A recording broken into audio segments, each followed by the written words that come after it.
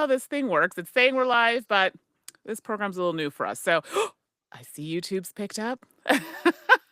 We'll give it. Oh, there's Twitch. And we're live. Look at that. This is so cool. So, hey, Yay. everybody. I know we're not doing our usual, no little characters running around the bottom of the screen because we're using a different app for a different type of session today. So, today we have our You're the Expert session, and we're doing accessible learning with Alicia Doria. Welcome, Alicia. Thanks, Mandy. So I implore you all to be kind. I know my chat's amazing and kind, coming with all the questions, all the things. We're looking forward to what Alicia has to say today and all of your questions. Okay, so let's just make sure. I do see here we are, in fact, live on both platforms. We want to make sure. There we go. And for those who aren't able to make it or, can pop in just for a second, don't worry. You'll be able to catch it on the VOD, on Twitch, on YouTube, or Riverside. So if you do want that link, I will be able to provide that to you in the chat.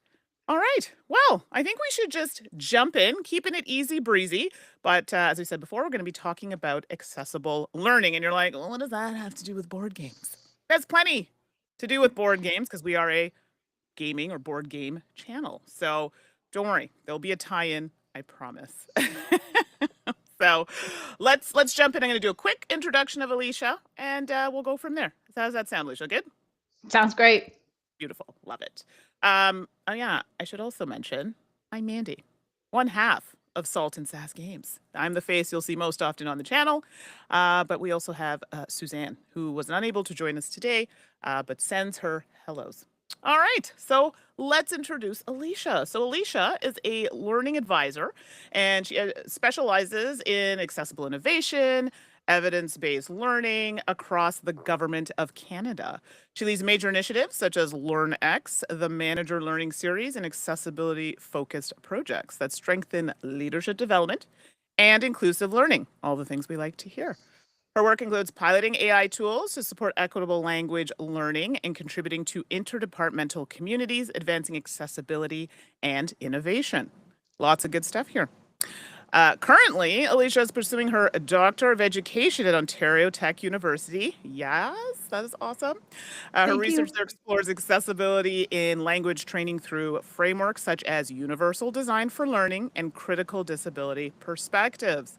Previously, she held senior academic leadership roles and now continues to support organizations in building inclusive, high impact learning environments. So, big introduction for all the big skills and expertise that you have. So, Thanks, hello, Mandy. Slivers. Thank you for popping in the chat. If you got any questions, let us know. Appreciate you.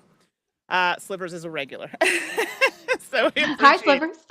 There you go. So, Alicia, that was big. Yes, I should probably let you talk I at some know. point. Is there anything else you want to talk about that we've mentioned in your bio, or did you want to jump into some questions?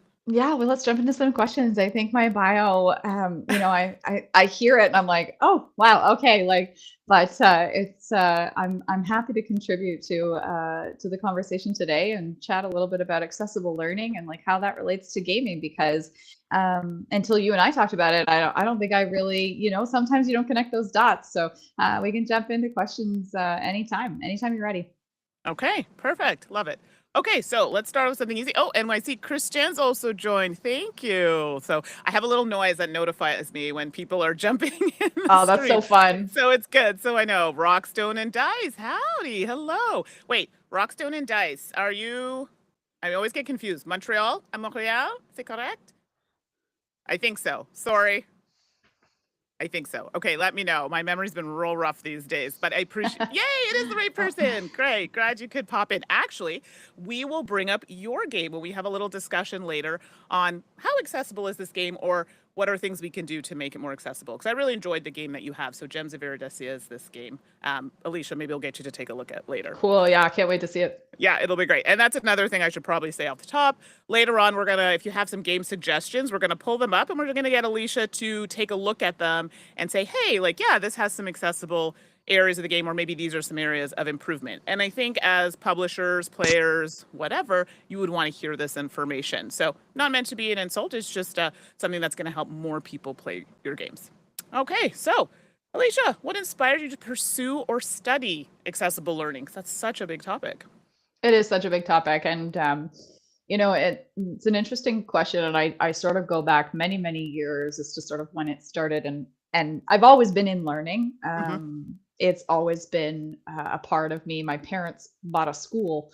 Oh gosh, Cool. 15 years ago, and I sort of fell into. I graduated university. I was in this like really weird time, Yeah. and I started working for them. And it was like, okay, that's supposed to be just like a little blip in time that ended up being like my passion for learning. So, and in terms of accessible language learning, and I'll tell you a story about my Yeah. brother. When I was first working for the school that my mom and stepdad had purchased, um, I was trying to get onto the police service. I wanted to be either like a dispatcher or police officer, these sorts of things. And I wasn't getting any traction, and I was sort of, I was like, oh, like what a bummer. And my brother had said, it's interesting that you can apply for these jobs because you have a disability. Mhm. And I was like, well, what are you talking about? And he's like, you have a disability. And I was like, what disability? Yeah. And he said, you're deaf.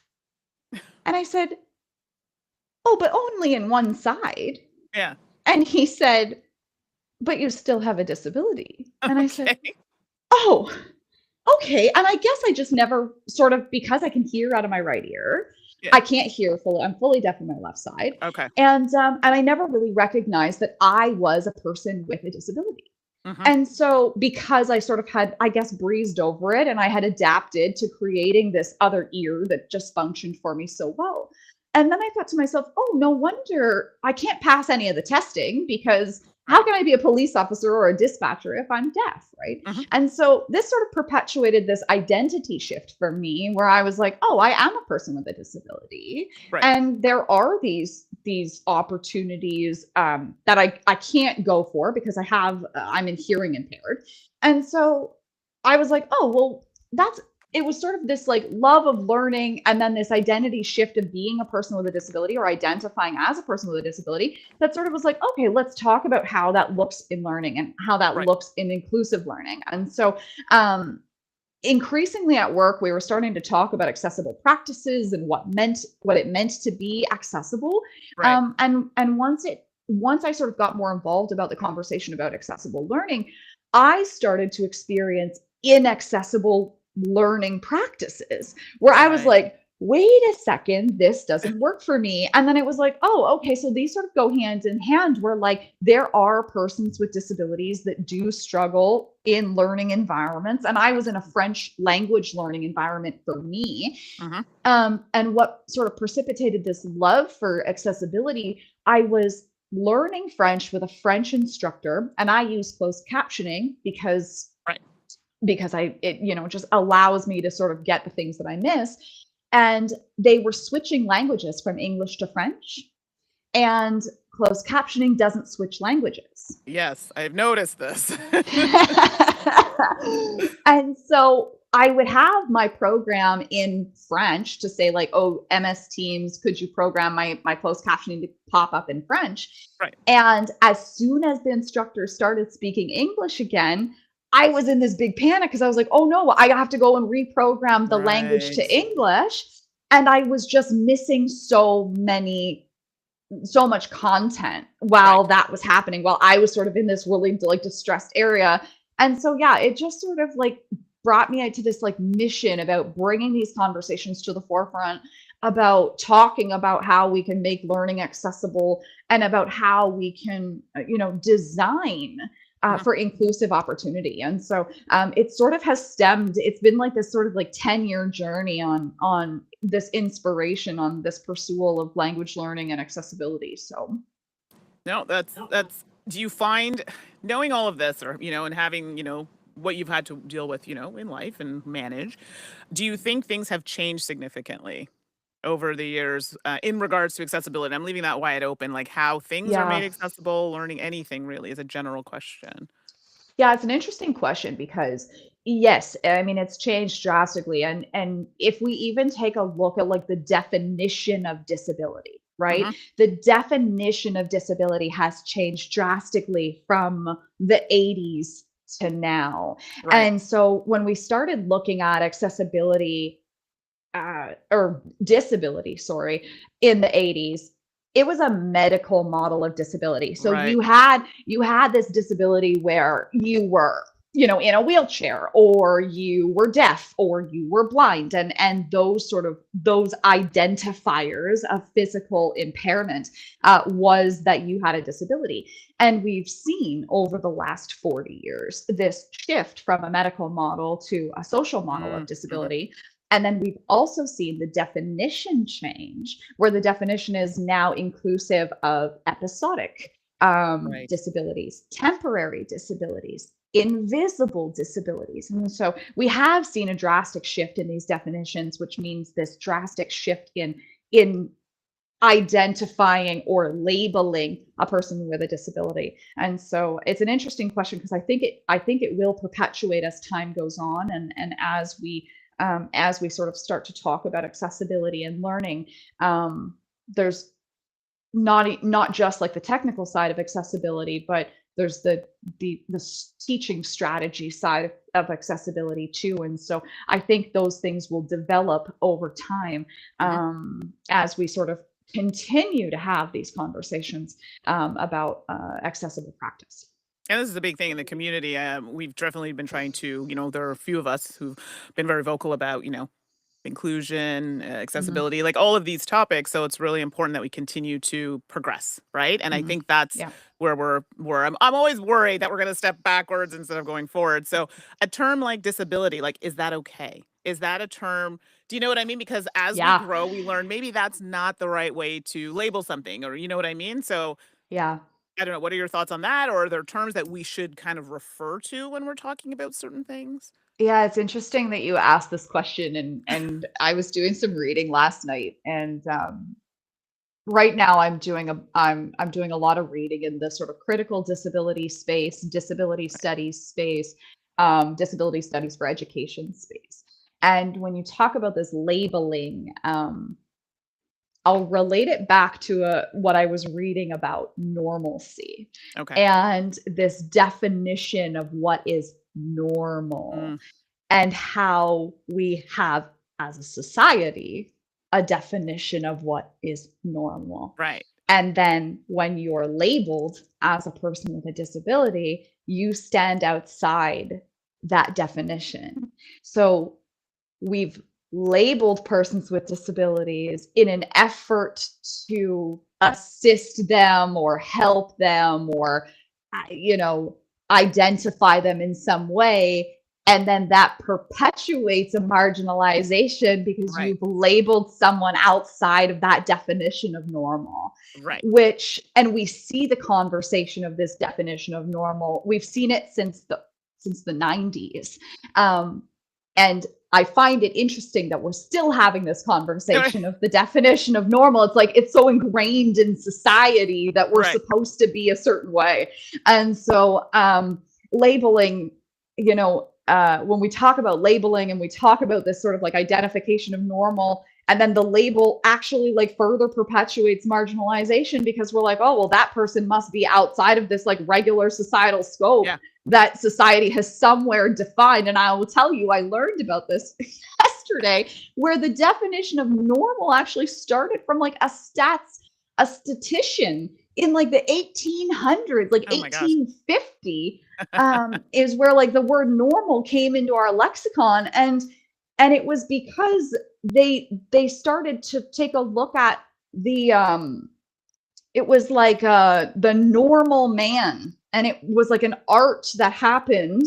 Yeah. And they were like, oh, this is what the normal man looks like Oh, yeah. in the 1840s or whatever. And then it sort of perpetuated this like what does classify as normal. And we see this in beauty standards, we see this in what is your normal CEO look like, or your normal, and I put this in Right. quotations because like society has developed what they classify as normal versus not. No, And absolutely. yeah, and so yeah, it's an interesting again, an interesting conversation that seems to continue to rear its head the Sure. more that we talk about disability, critical disability, disability in education. So, Well, it wasn't too long ago, like, I just recently got my accessible parking pass, and someone asked me, "Oh, did you get your handicap parking pass?" And I'm like, "You mean accessible mhm. parking?" Do you know what I mean? But it's a term that was Yeah. used for so long, Mhm. and it's only recently that I'm like, actually, no, this is what it's called." Do you Well, know and what I mean? even the imaging still exists where Yeah, it's a person that is in a wheelchair and that's the image for accessible parking. So right, like we see that those things still haven't caught up to that to exactly. the changing So, definition of like, the names disability. change, but the images don't change, it's Yeah. confusing, right? It's So confusing. Yeah, yeah, for sure. absolutely. So that's the Yeah. reason why I had asked that. It's like, oh, it happened. So no, exactly. So I do have a game question, but first we'll set it up with Yeah. general, but then we'll get into something game Yeah, related no, because I know totally. I'm people very probably excited to want to get into know. the game side of things. Yeah. So and it's because we were having a conversation. Hey, time roller, thanks for popping in. We were having a conversation about teaching rules in games and how everyone teaches differently. Some people Mhm. just do like a Yep. rules dump, some people do like a little Mhm. bit at a time and then how people receive that. So Yeah. this is why this led to this whole stream. So it's like, you know what? Let's just have a whole conversation about accessible learning because that can Yeah. help all facets of people. So, Totally. what kinds of barriers to learning do you wish more people understood? And this is going to lead us into a game question. Kinds of barriers to learning. Do I wish more people understood? I mean, all of them is like my blanket statement.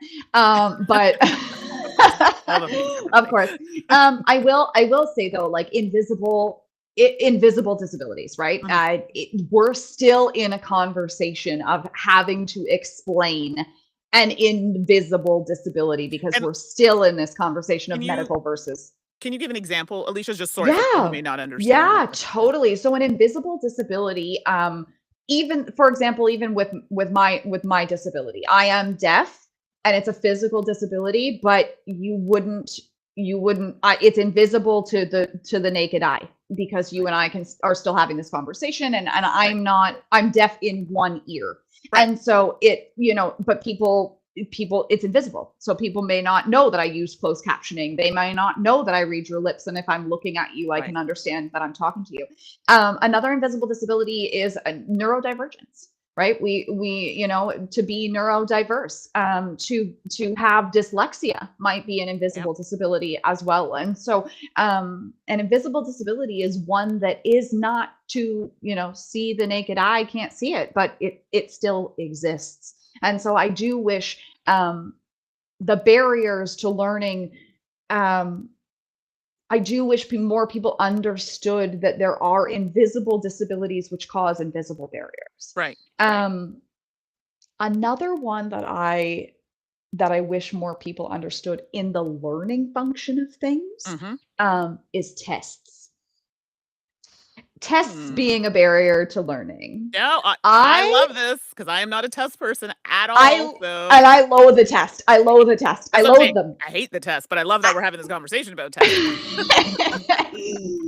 A test is a representation of our functional memory and not our functional understanding of a subject matter. Absolutely. And so for me, I mean, if we're talking about the learning space in general, Mhm. and not relating it to gaming, I wish more people understood non-testing and how we can assess competencies or Right, outcomes without a standardized multiple choice test. right.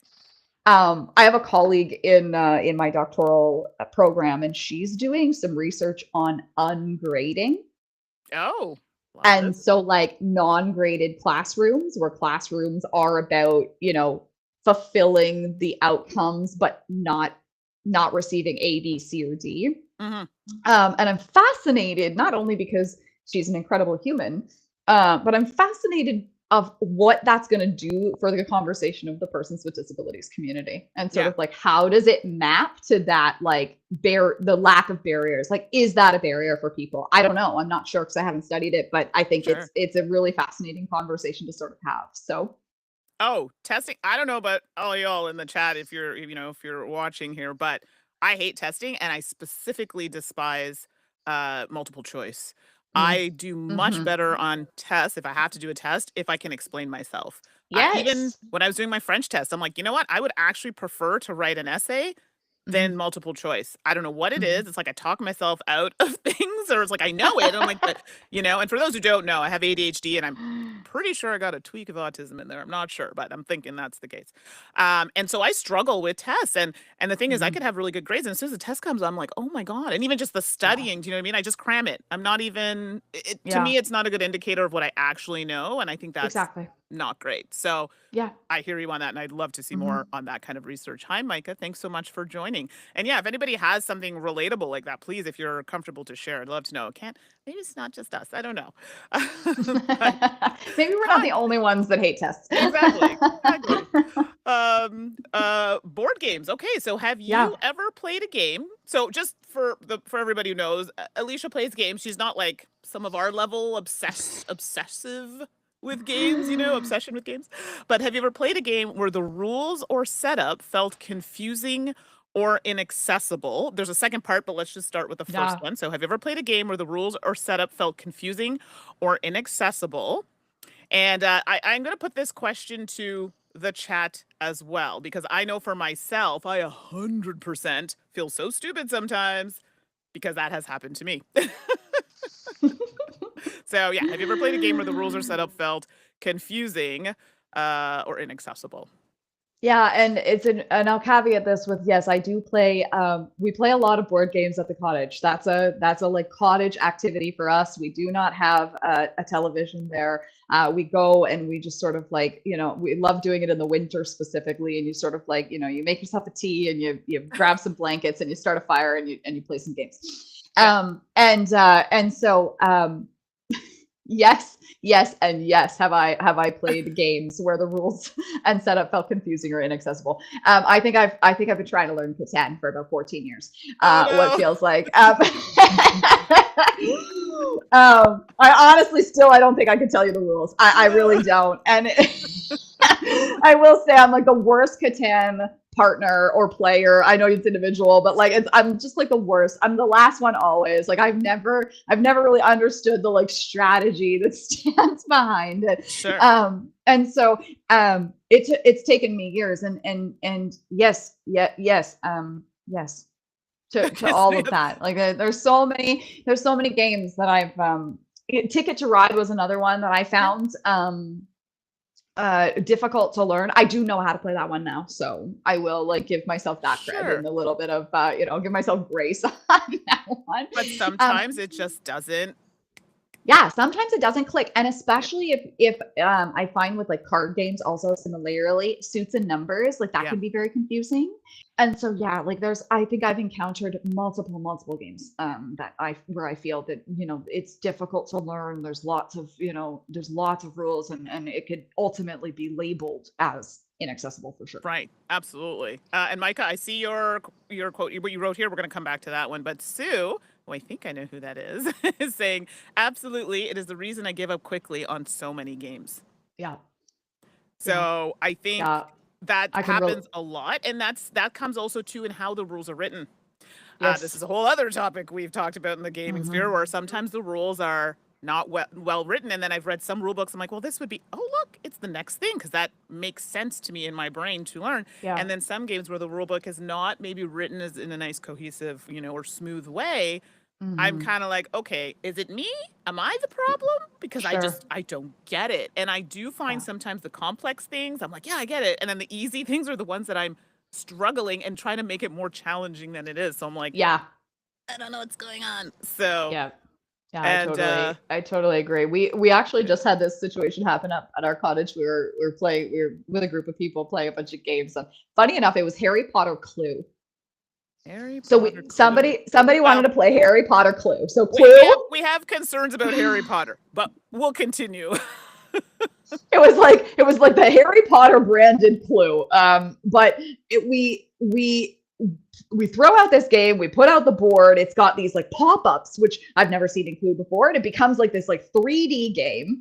And you're trying to set it up. And I think it was about 30 minutes in, we're still trying to figure out the board. And then one of the friends was like, I'm over this. I just can't. And was like, Sue, I'm giving up. Nope. I don't want to Yeah. play this. It's too complicated. It's Yeah. too complicated to set up. Nobody really understands what's going on. And so we were just, we're in this.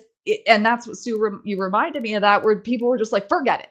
I can't do it, because it was Yeah. just so inaccessible in so many ways.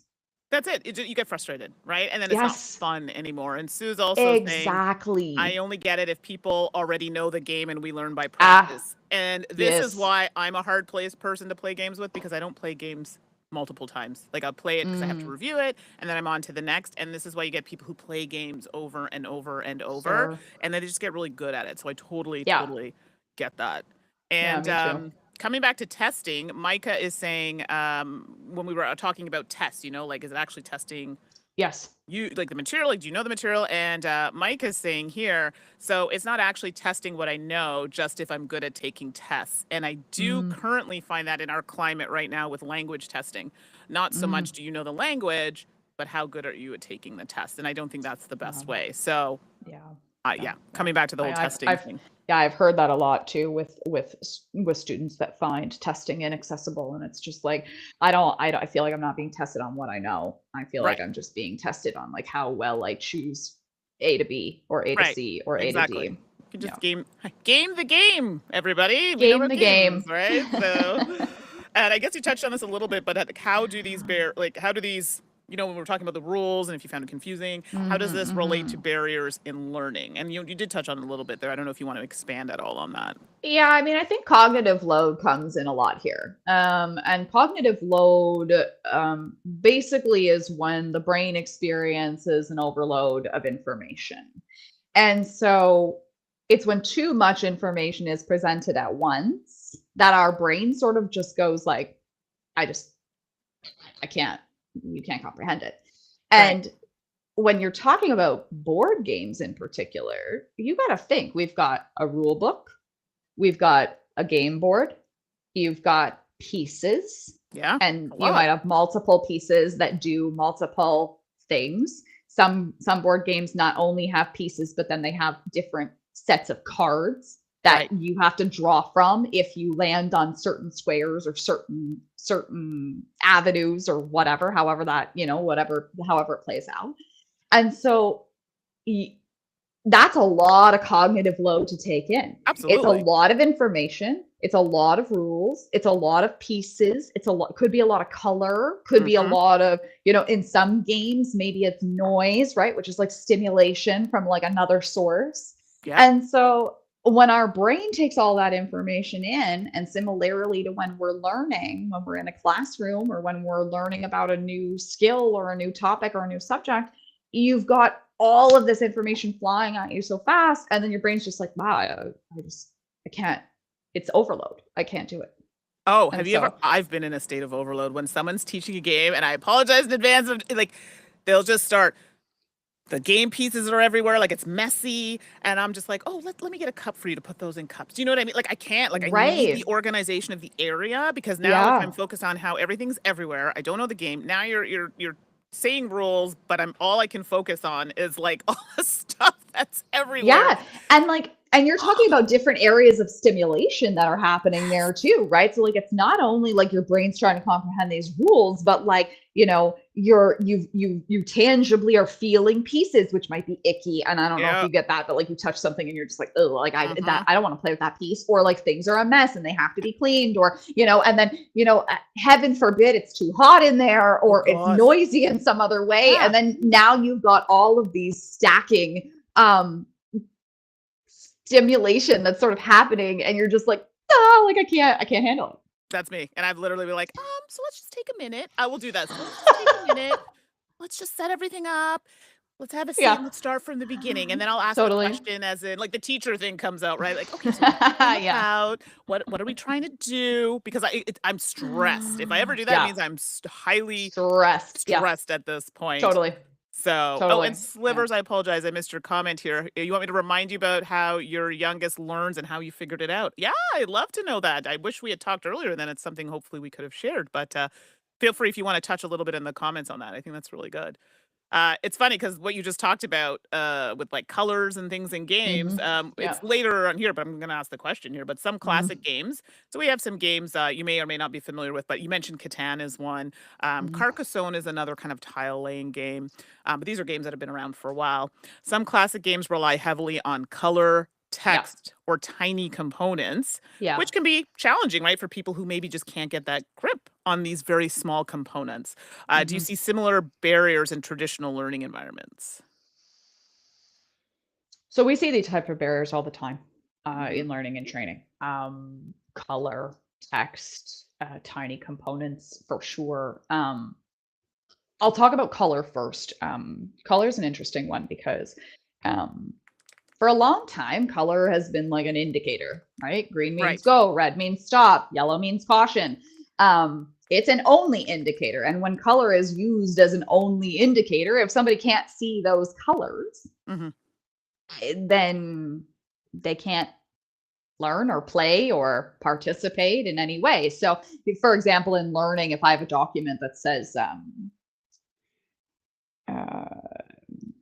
but I mean, I'll bring it back to like elementary school where we're asking kids to sort all the green beans. Right.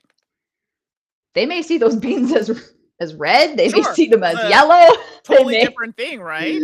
yeah, exactly. If someone can't see the colors, then the game or the learning activity is completely moot because now we're like we've given someone this direction on a color that they can't Yeah. actually see. Yeah. And so we see this a lot. Click on the green button and people are like, well, I don't see a green Sure. button. Can we, That doesn't maybe exist for me. through a you symbol know or a word or something that can exactly. help me?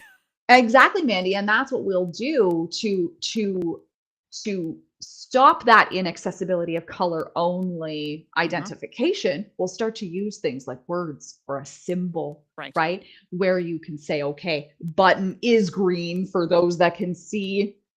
And it's not even those who are colorblind, like Sure. those that are blind. They can't see that the button Also might be green, also that. right? So Also like that. So this brings me to even a better conversation about the language that we use when we're talking to Sure. people to teach them. So Right. things language like click. Mhm. If I don't have dexterity, I Right. can't click anything.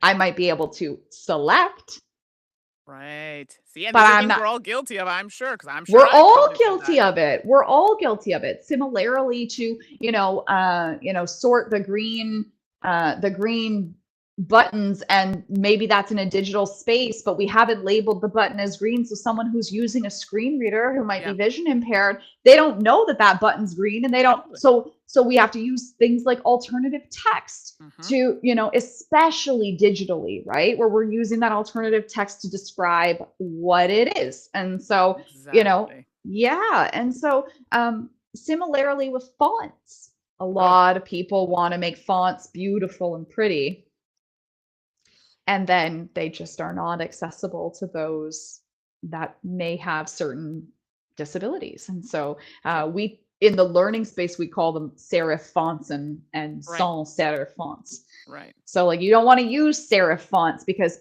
the Twirly O's and the whirlies. E's could be like merged together and then nobody knows what the word said. Yeah, the twirly whirlies, The twirly whirlies. Those are the ones I love. exactly. They're the ones I love. I'm not gonna lie Yes, to you, so yes, I they're love the yeah, handwriting too. I love I them too, not but accessible. it's not accessible. And so, or somebody all caps. So if I digitally have a document and I want somebody to read it, and that's someone that's reading it is using a screen reader. If I have font that's in all caps, Mhm. the screen reader is going to read it letter by letter because the screen reader thinks it's an acronym. Right. So now I not only have to listen to letter by my screen reader, but then I have to put all those letters together to identify like what word it's trying to tell me because it will not tell me the word thereafter, right? Right. And so yeah, we see that a lot in learning, and you see it. I guess you see it a lot in gaming too. The tiny components I can't really talk about because in my world digitally we don't usually use tiny components, Sure. um, but I can imagine it shows up a lot in elementary schools Yeah. or Yeah, high teaching schools elementary in schools, yeah. yeah things like science and tech, Sure.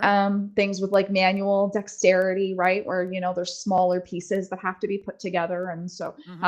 I would say that you probably show up the tiny pieces in more of like a traditional classroom as opposed to like an online learning environment or a digital learning space. Yeah. No, absolutely. And even this stream, by the way, I am struggling. So YouTube, because it's simul streaming to YouTube and Twitch, I could Mm-hmm. not turn on closed captions.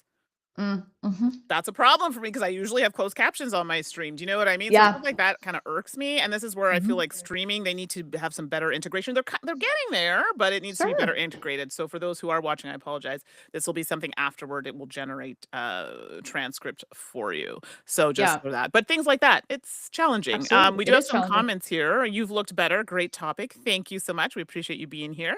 And they're on YouTube. And Jeremiah, if someone can't see those colors, ooh, that's me. So you can definitely relate to what's happening. Yeah. And they also say it still irks me. Actually, we'll highlight this one. Um, there we go. Still irks me that many site buttons slash images continue to have iffy mouse over text slash zooms if there are Mm. any at all. Yeah. So Yeah.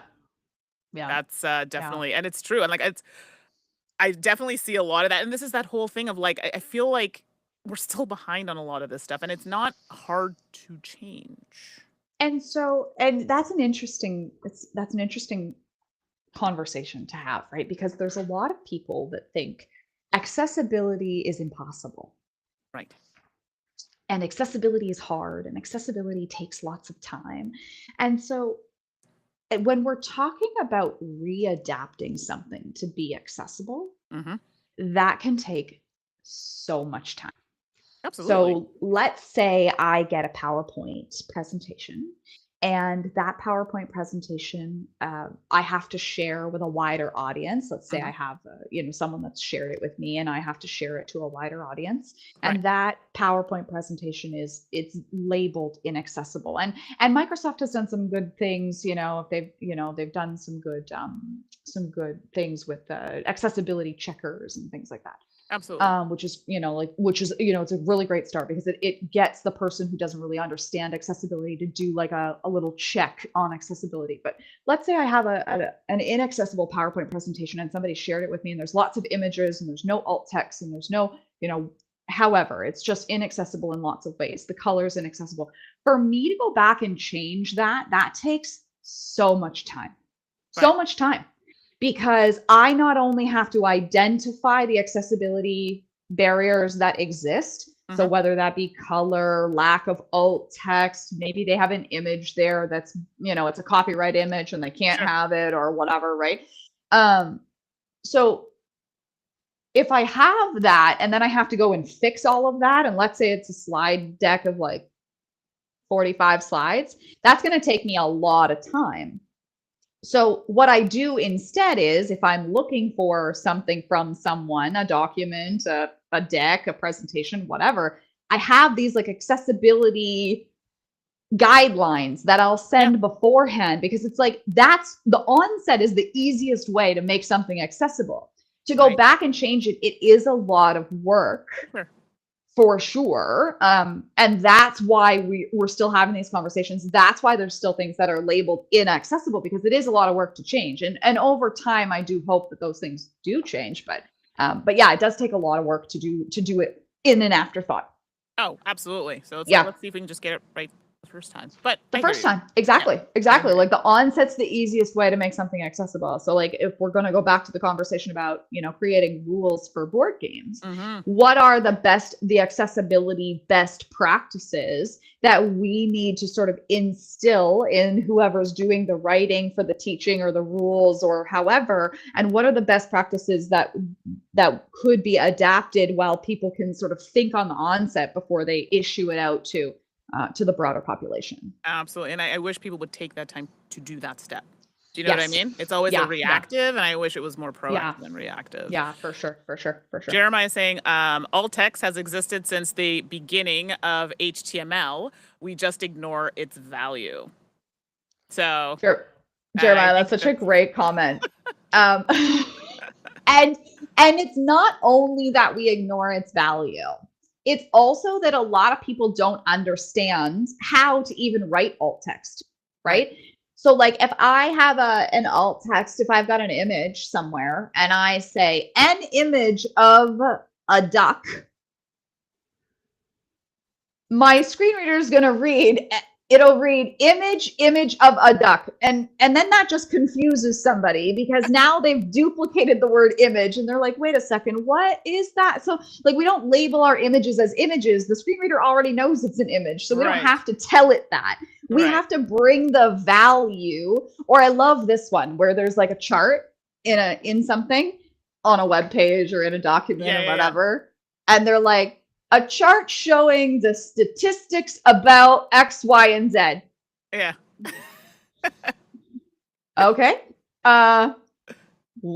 What does it say? Yeah. Like Right. we need some more context here. And We need some more yeah. context.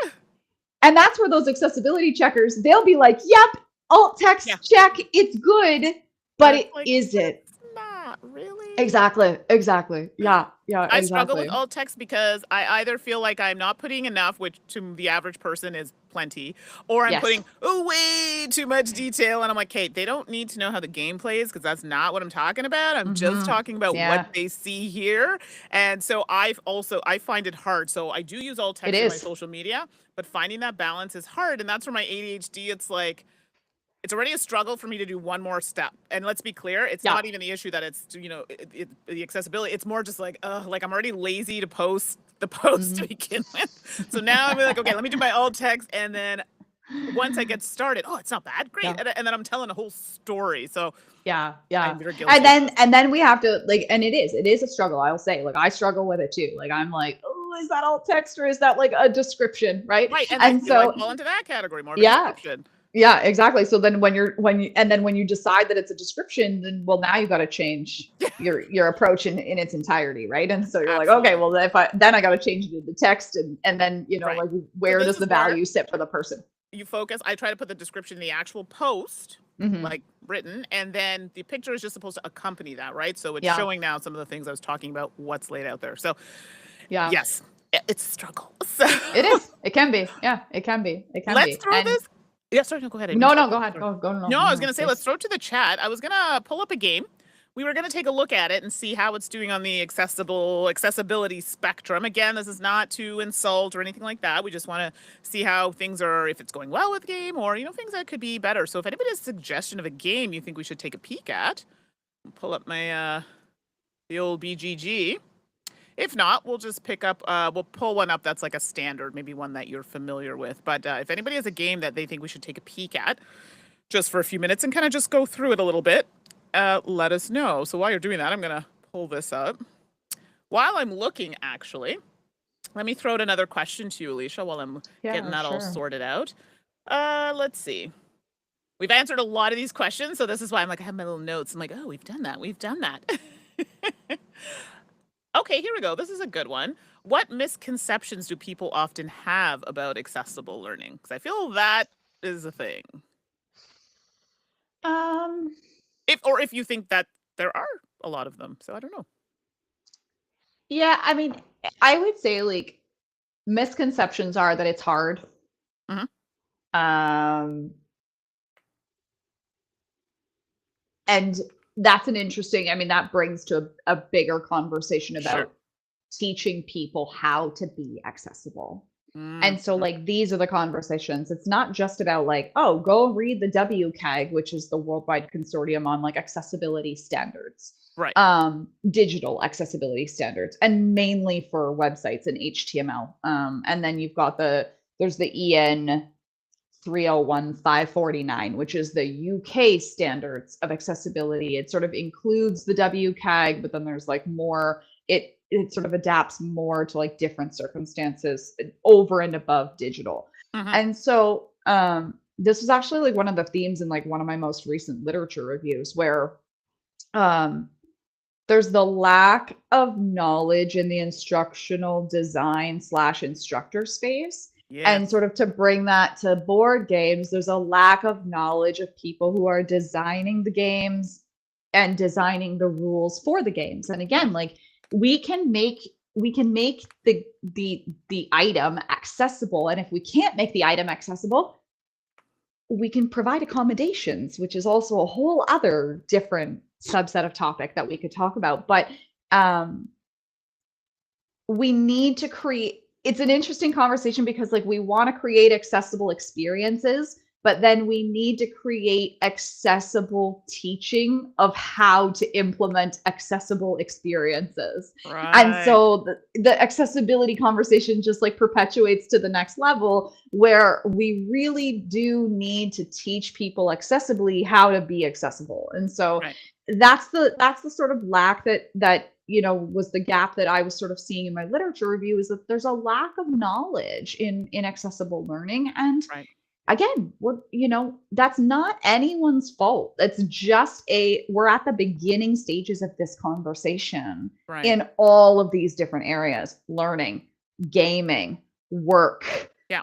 play, these sorts of things, the built environment, right? So we're technologically accessible. And so we're at the beginning stages of all these conversations, but it's so promising, Hmm. um Good to hear. that we have people like like you, who are, we're sitting on this stream talking about accessibility and how it relates to gaming.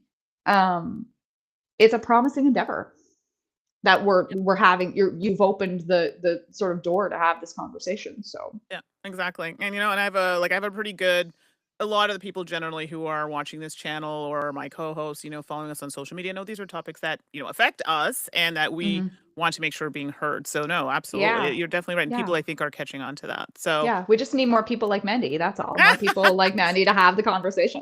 I don't know if everyone would agree with that one, but yes.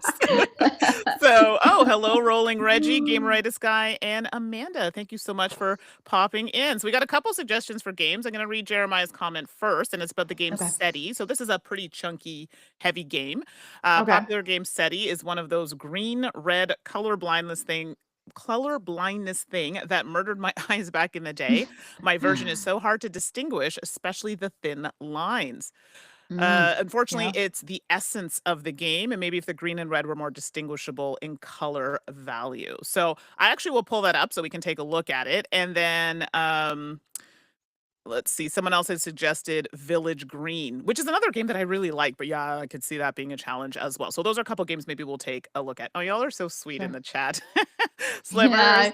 I love Manny. I'm confident saying the world cannot handle more than I game with Slivers, everybody. So like it's cool. Like we're good. We're friends. Thank you, Amanda. Very nice. um, Set. Oh, you meant set. Sorry, I thought you meant SETI. So let me pull up set. Tell me if I got that right, Jeremiah. Set. Do I even know this game? Now I have.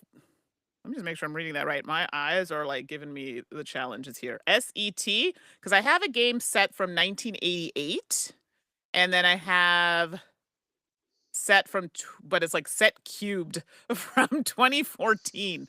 So I'm not sure which one. So let's pull up Village Green, and then we'll come back to that one, Jeremiah. I apologize. Okay. Village Green. I actually really like this game, by the way. It's a good game, but I could see there being some challenges. Okay, so let It's a me, game I I'm don't gonna, know, so I'm very interested. yeah, sure. So let me share here. Do a share screen. Oops. Come on, share your screen. What do we want? Here we go. Boop. All right. So, Alicia, can you see that? Kind of. Yeah. Okay. I'll see if I can make it a little bigger. That's okay. Yeah. Yeah. That a bit, Okay. bit Perfect. Yeah. better? Yeah. That's great. Yeah. Yeah. All right. Cool, cool, cool. Okay. So, it's one of these games, it's card based, and you're trying to build Okay. your village. And as you can see, there's a lot of green. There's a So, lot of green. Like that's the first thing I was like, whoa, look at all that green. let me see. There we go. So, that's an example of some of the cards that Okay. that'll be sitting in your Okay. tableau possibly. So, Sure. Sure. Sure. I don't know if Sure. there's Sure. anything there that stands out to you in the cards. I can show you other pictures before you comment. What would you No, prefer? no. I mean the cards.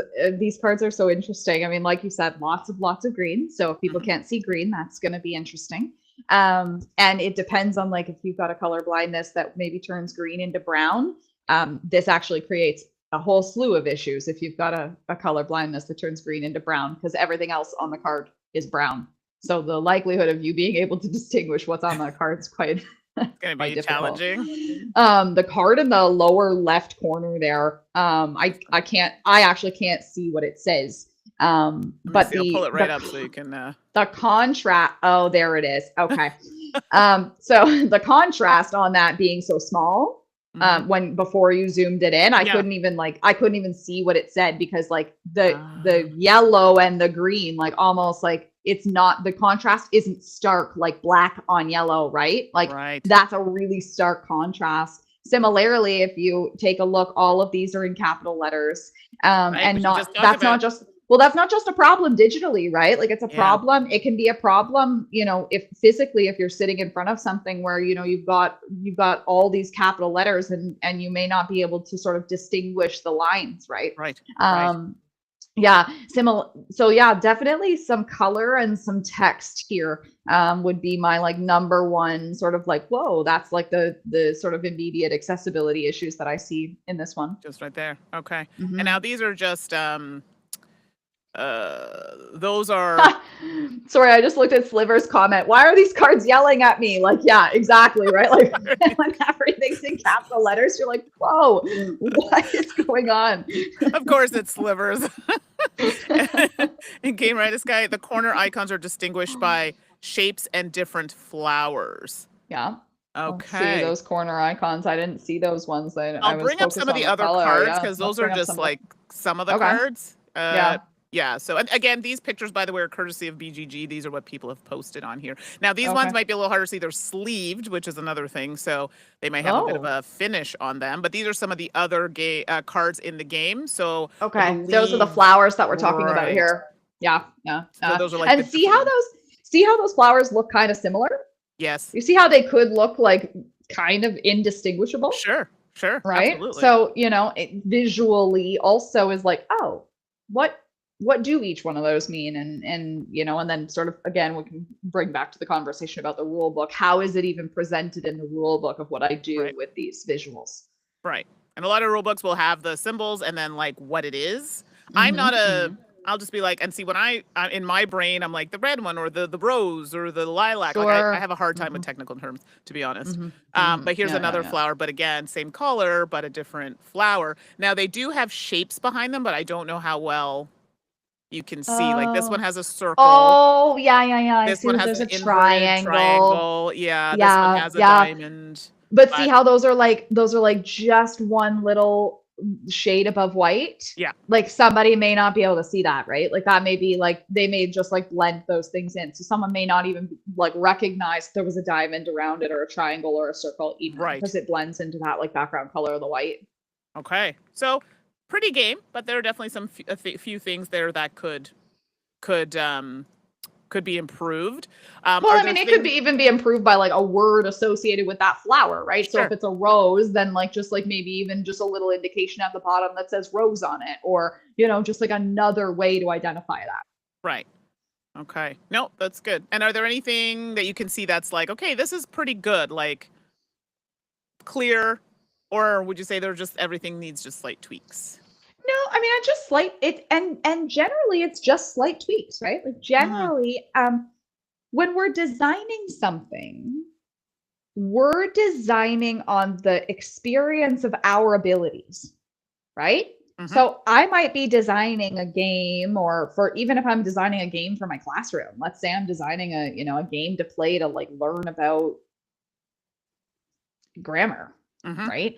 I'm designing that from an experience of what my abilities are and what Right. my capabilities are. And Right. so the accessible conversation just goes one step further to say, right, I've designed it in this way that suits me. Right. And maybe it's about engagements with persons who are colorblind or Right. engagements about with persons with disabilities in general in terms of like understanding what could tweak before it then gets released. So it's just that extra step, right? It's just the extra step that my design may not be beneficial for everyone. So how can I Right. sort of think in ways that like where people might deviate from that? Right. No, that's fair. Absolutely. This It is a brings game us I back to that actually. conversation of normal. Right. Oh, yeah. That term. I know, right? This is a game I think I've actually played. And it relies so it and I don't remember the rules of this off the top of my head, so I apologize. It's a card game, and I think you have to try and find similarities in the cards. I can't remember. It's been a really long time since I played this game. Sorry, let's pull it up here. But the cards, they're, I believe, and please correct me if I'm wrong in the chat, I think the color is associated to the shape. So if it's a diamond is red. If it's a squiggly, it's, well, I think. So someone And that's a great practice if that's Yeah. the case. Yeah. Because I not only have red as the identifier, but I have diamond as the identifier. So if I can't see it red, I might see that green or I might see that yellow, depending on, you know, what my color. But not all, I don't think all the shapes though are like this. Oh yeah. Some of them are like this.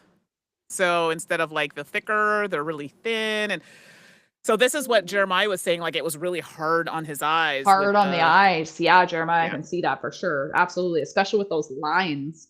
That may cause like blurred vision and like Right. those sorts of things, right? Yeah. Yeah. Yeah, I can see that for sure. Yeah. So this is another one that's challenging. This is an older game, and you'll notice too, some of the older games, obviously we're not necessarily checking for accessibility. So yeah, you're gonna No, run and into I that, mean but sometimes you pull out those games from like 1980 and you know, in the rule book they're like, and he should be, you know, like, or whatever, right? You're just like, wait a second, like what? So let's be clear, we're in 2026 and we still see that. So okay. Yeah. All right. Not a Okay. good thing, Yeah, not a but good like similarly, like we don't expect those games also to have I mean I don't anyways, because like that wasn't a conversation then. So if we're gonna Sure. reissue the games, and that's where, you know, accommodations could come into play, right? Like Yeah.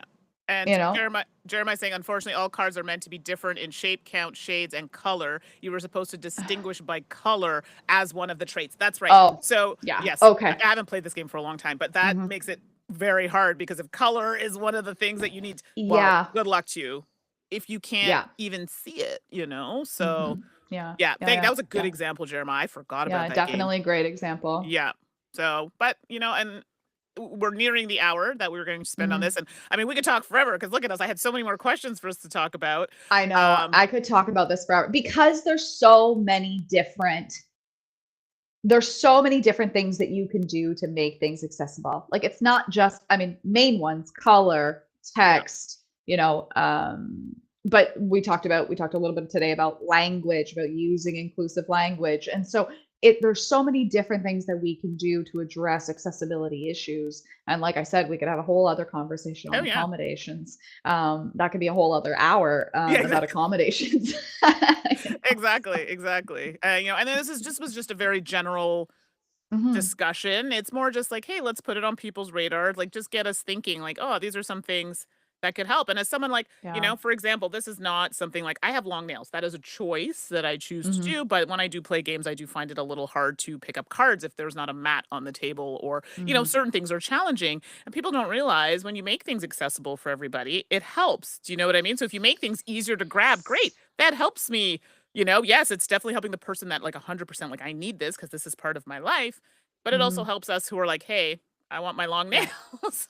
But well, now, I mean, if we take a look at, you know, voice activated items that, you know, like, hey, blah, blah, you know, what is this or whatever like that. Those were originally intended for accessible use for persons with disabilities, but they benefit the greater good. Similarly to closed captioning, right? When we're in quiet environments and we're watching a video, we're going to put on the closed captioning so that we may not need the closed captioning, but it does benefit the greater good. And so I see a comment in the chat here that there's a site for accessibility in games. So like, that's cool that conversation is reaching, you know, others. And so to assist with that accessibility, that's super cool. Yeah, 64 ounce and welcome, Paulum.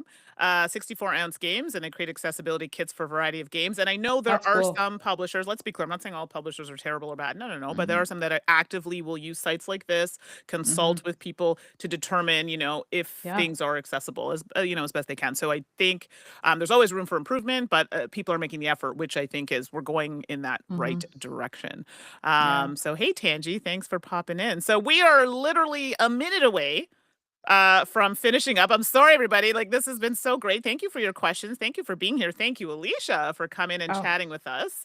Thanks for having me. Yeah, we maybe we'll have to do a part 2 because I had like 10 other questions and but we can't do them all. I mean, but So that's the beauty of it. The beauty of it is that it's a conversation to be had continuously. It's not just a black and white conversation. This is a conversation that can perpetuate into so many different areas. So, like, happy to be here, happy to chat with you, happy to hang out. Like, I loved hanging out with you. It's been so fun. yeah, this is great. And for those who don't know, maybe I didn't see this at the top of the stream, but we are colleagues. We work together.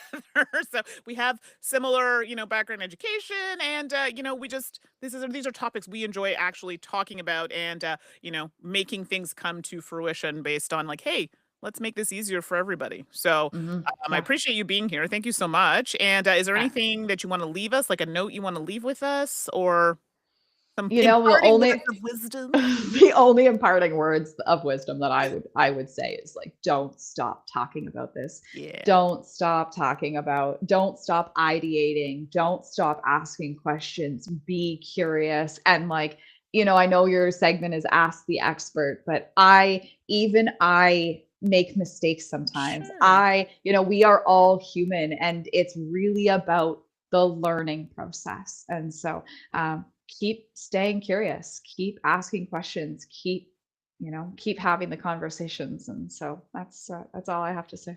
That's really good. So, thank you for that. And Alicia's not. I don't think you have any social media things. Do you? I mean, I You have don't have to share. Instagram.